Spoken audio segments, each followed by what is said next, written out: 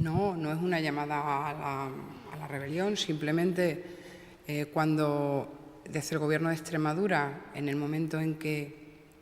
se anunció que se iban a establecer medidas para compensar ese incremento del IVA cultural desde el 8 al 21%,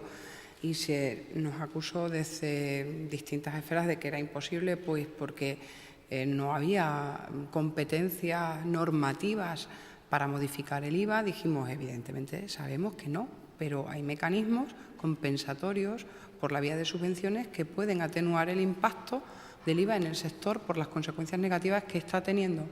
sobre la recaudación y sobre el empleo. Y cuando lo dijimos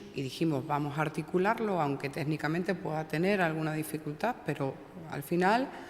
cuando alguien quiere algo, se puede conseguir. Si se pueden buscar fórmulas que luego se puedan ir perfeccionando con el tiempo. Y lo que invitamos a las comunidades autónomas que vieron con escepticismo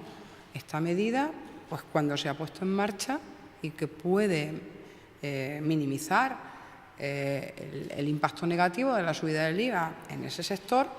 pues hacemos una invitación a que puedan acogerlo, pero no es una invitación a la rebelión, sino a la reflexión y a la acción, que es lo que estamos haciendo desde el Gobierno.